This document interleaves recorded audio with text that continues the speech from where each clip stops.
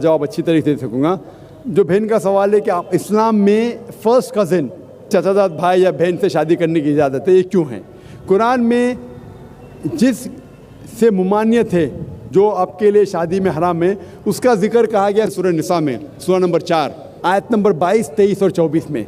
मैंने पहले भी कहा हूँ कि इस्लाम में कहा गया कि आप अपनी माँ से नहीं शादी कर सकते, आपकी बहन से नहीं, आपकी बेटी से नहीं, आपके भाई के बेटी से नहीं, आपके बहन के बेटी से नहीं, आपके वालदा के बहन से नहीं, आपके वालिद के बहन से नहीं, वगैरह वगैरह। इसके अंदर चचाजाद भाई और बहन का जिक्र नहीं है, तो क्यों अलाउड है? इसे कहते हैं कॉन्सैंग्यूनियस मैरिजेस, अंग्रेजी में कहते हैं कॉन्सैंग्यूनियस मैरिजेस। आज की साइंस जो कहती है कॉन्सैंग्यूनियस मैरिज से they can be genetic problems, लेकिन गौर किया जाएगा तो आज की साइंस ये कहती है कि अगर आप अपने सगे भाई या बहन से शादी करते हैं तो बहुत इम्कानात है कि देर में भी जेनेटिक प्रॉब्लम, आपको कई बीमारियां होंगी। आपका सगा भाई सगा बहन नहीं तो भी हो सकते हैं, लेकिन चांसेस बहुत कम है। इस्लाम में चचाजाद भाई और चचाजाद बहन या फर्स्ट कज़न से शादी करने की इजाज़त है, तो साइंस ये नहीं कहती कि फर्स्ट कज़न से करेंगे तो प्रॉब्लम होंगे, लेकिन अगर लगातार कंटिन्यूसली जनरेशन आफ्टर जनरेशन पीढ़ी के बाद पीढ़ी करते रहेंगे तो चांसेस है कि प्रॉब्लम हो सकता है। डॉक्टर अहमद सकर अपने तकरीर में कहते हैं कि अल्लाह के रसूल ने कहा है कि जनरेशन आफ्टर जनरेशन लगातार पीढ़ी के बाद पीढ़ी अपने फर्स्ट कज़न चचाजाद बहन या भाई में शादी मत करो, इससे बीमारी के इम्कानात है, लेकिन एक बार करने से नहीं है। डायरेक्ट सगा बहन और भाई से करेंगे तो बीमारी होंगी, आमतौर पे नहीं होंगी। भाई साहब ने पूछा है कि एक पुरुष एक आदमी एक ही औरत से शादी करता है, लेकिन कुरान में लिखा है कि एक से ज़्यादा से कर सकते हैं, तो इसकी वजह क्या है? आप अगर दिगर मज़हब की किताब पढ़ेंगे, कुरान एक वाहिद मजहबी किताब है जिसमें लिखा है कि एक आदमी एक औरत से शादी करो। आप दिगर मज़हब की किताब पढ़ेंगे तो अक्सर मज़हब की किताब में लिखा है कि आप कितनी भी औरतों से शादी कर सकते हैं। जब आप पढ़ते रामायण, आपकी हिंदू मज़हब की किताब, रामायण में लिखा है कि श्री राम के वालिद की कितनी बीवियां थी? कितनी थी? बहुत से। दशरथ की कितनी बीवियां थी? लेकिन वो ठीक नहीं है ना, उनके थे। ठीक नहीं क्या पूछता हूँ, कितनी बीवियां थी आपसे पूछ रहा हूँ, कितनी बीवियां थी? दशरथ को 4 थे। कितनी थी? 4 थी। आप 4 कहते, चलो मान लिया मैं, 3 बीवियां थी। वो उसमें रामायण में इन्हें लिखा है कि श्री राम के वालिद ने गुनाह किया, लिखा है? नहीं लिखा है। आप जब महाभारत पढ़ेंगे, श्री कृष्ण की कितनी बीवियां थी? कितनी थी? लेकिन ये ठीक नहीं है ऐसा मेरा बोलने का। श्री कृष्ण ठीक नहीं किए, कैसे आदमी है? श्री कृष्ण को गलत बोल रहे आप, संभालो भाई, हिंदू लोग आपको मारेंगे।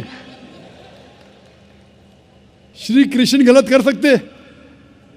श्री कृष्ण गलत कर सकते क्या? नहीं, आपके मुताबिक श्री कृष्ण गलत कर सकते क्या? नहीं, हम तो श्री कृष्ण को तो गॉड मानते हैं। गॉड मानते हैं, बिल्कुल सही। तो गॉड गलत कर सकता है क्या? नहीं, गॉड गलत कर सकता है क्या? नहीं। अच्छा, आपके श्री कृष्ण की कितनी बीवियां थी? बहुत से। कितनी? बहुत से मतलब कितनी? 16,000 कहे। 16,000 ने 16,108 थे। एग्जैक्ट बोलिए।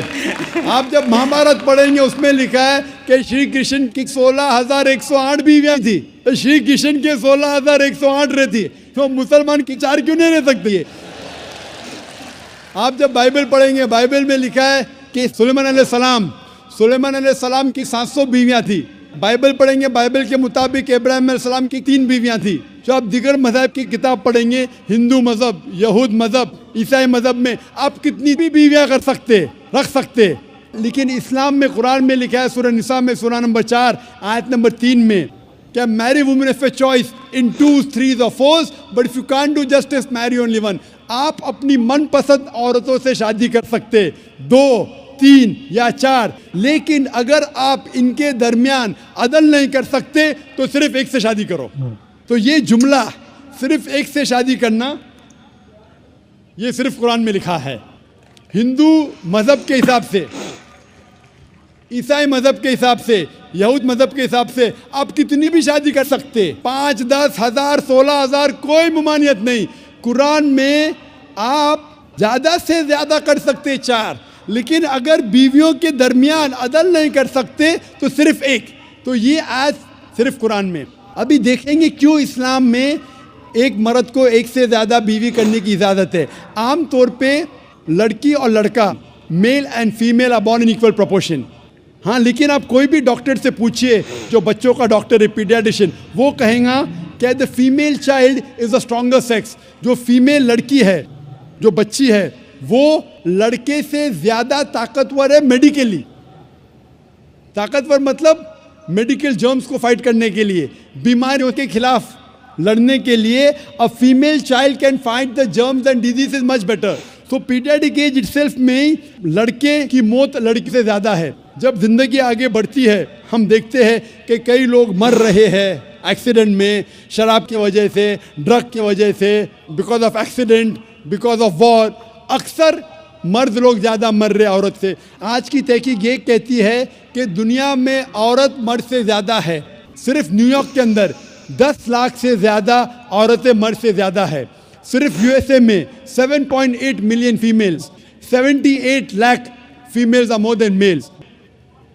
इन Germany alone 50 lakh female male से ज़्यादा है। यूके में सिर्फ 40 लाख औरतें आदमियों से ज़्यादा है।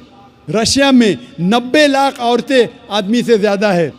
अल्लाह सुब्हानहू तआला जानता है कितनी लाखों औरतें, करोड़ों औरतें आदमी से ज़्यादा है। सिर्फ चंद ममालिक में, इंडिया और दीगर थर्ड वर्ल्ड कंट्री में, औरतें मर्द से कम है। क्योंकि हिंदुस्तान में फीमेल इन्फेंटिसाइड है, फीमेल फीटिसाइड है। बच्चा पैदा होने के पहले पता चल जाता लड़की है तो उसको अबॉर्शन करो। लड़की पैदा होती है, तमिलनाडु गवर्नमेंट हॉस्पिटल के हिसाब से 10 लड़कियां जब पैदा होती है, 10 में से 4 का कत्ल किया जाता है। ये नाजायज़ चीज़ जब ख़त्म होंगी तो हिंदुस्तान में भी लड़कियों की तादाद आदमियों से ज़्यादा होगी। हम जब तहकीक करते पता चलता है कि दुनिया में करोड़ों औरतें मर्द से ज़्यादा है। मिसाल के तौर पे आपकी बहन या मेरी बहन यूएसए में रह रही है और मार्केट सैचुरेटेड है, हर आदमी ने एक औरत से शादी कर ली, फिर भी 78 लाख 7.8 मिलियन फीमेल को शोहर नहीं मिलेगा। हो सकता है कि आपकी बहन या मेरी बहन उन 7.8 मिलियन फीमेल में से जिनको शोहर नहीं मिला, उनके लिए सिर्फ 2 रास्ते हैं। एक रास्ता है कि वो ऐसे आदमी से शादी करे जिसकी बीवी मौजूद है, या वो बाज़ार की औरत बन जाए, बाज़ार की जीनत बन जाए। आप कहेंगे ज़ाकिर, बाज़ार की जीनत, इतना वाहियात लफ्ज़, ये सबसे सोफिस्टिकेटेड वर्ड है, पब्लिक प्रॉपर्टी। इससे अच्छा वर्ड मैं इस्तेमाल ही नहीं कर सकता हूँ। और कोई भी मॉडेस्ट लड़की, औरत ये कहेंगी कि जब दोनों के बीच में चॉइस है, मैं पसंद करूँगी एक आदमी की बीवी बनूँ जिसकी बीवी मौजूद है, बनिस्बत बाज़ार की जीनत बनूँ। और आप देखते हैं कि यूएसए में एक आदमी 8 औरतों से जिना करता है शादी करने के पहले। कितने? 8। कोई करता है 2, कोई करता है 4, कोई नहीं करता है, कोई 20। एवरेज स्टैटिस्टिक्स कहती है कि 8 औरतों से जिना करता है शादी करने के पहले। शादी करने के बाद नहीं लिखा है कितनी। ये यूएसए ये नहीं तस्लीम करता कि 2 बीवी। क्यों?